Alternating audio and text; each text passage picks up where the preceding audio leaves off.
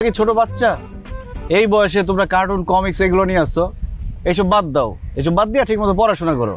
পড়াশোনা না করলে চাকরি জুটবে না, আমার মতো অবস্থা হবে। চাকরি খুঁজবা শুধু জুতার তলা ক্ষয় হবে, চাকরি আর পাবা না। এত কথা বলেন কেন? যান নিজের কাজ করেন।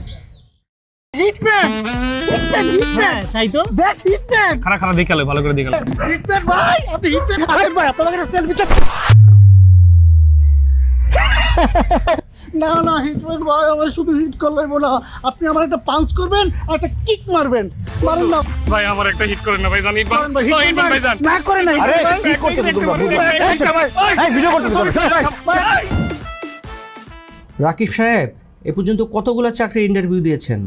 29টা স্যার, সবগুলোতে রিটার্নে ভালো করেছি, কিন্তু ভাইভাতে গিয়ে কী যে হয় বাদ পড়ে যাই। আজকে নিয়ে 30 নম্বর ভাইভা ফেস করছি। তাহলে ধরে নিন আপনার জীবনে 30 হচ্ছে লাকি নাম্বার। আমরা সাধারণত যারা রিটার্নে সবচেয়ে ভালো রেজাল্ট করে আমরা তাদেরকেই চাকরিতে রাখি। আপনি তো সর্বোচ্চ নাম্বার পেয়ে ফার্স্ট হয়ে আছেন, এই জন্যই বললাম যে আপনার চাকরি 99% হয়ে গেছে। আপনারা কি কোনো প্রশ্ন করবেন ওনাকে? না স্যার, আমরা চাইলে ওনাকে সিলেক্ট করতে পারি। স্যার উনি যেহেতু রিটার্নে ফার্স্ট হয়েছে আমরা নিতেই পারি ওনাকে, আর আমাদের অফিসের ডেকোরাম অনুযায়ী হতেই পারে। কিন্তু স্যার একটু প্রশ্ন ছিল, ওনাকে কোথায় যেন দেখেছি। রাইট, শুরুতেই আমার এটাই মনে হচ্ছে যে আপনাকে আমি কোথায় যেন দেখেছি। বলুন তো রাকিব সাহেব। সেটা আমি কি করে বলবো স্যার, তবে আমি জীবনে প্রথমবারের মতো আপনাদেরকে দেখছি। এর আগে আপনাদের সাথে আমার পরিচয় হয়নি। আচ্ছা স্যার, একটা কথা জানার ছিল।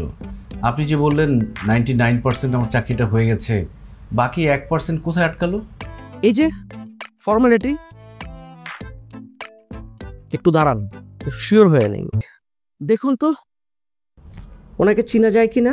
আরে ইনি তো হিটম্যান, তাই তো বলছি কোথায় যেন আপনাকে দেখেছি। দেখো তো চিনতে পারো কিনা। হিটম্যান, তুমি ধরা পড়ে গেছো। স্যার এটা তো আমি, কিন্তু আমি কমিক্সে এলাম কি করে? যতই সত্য লুকাও কোনো লাভ নেই। ভেবেছো অভিনয় করে আমাকে ধোকা দিবে?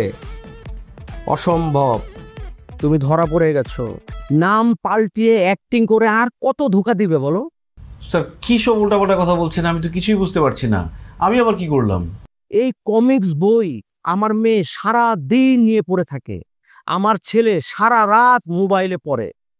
তুমি আমার জীবনটা একদম হেল করে দিয়েছো। তুমি একটি জোকার, তুমি একটি ক্লাউন, তোমার চাকরিতে ঘুরে বালি। স্যার বিশ্বাস করেন, আমি এসবের কিছুই জানি না। Get out.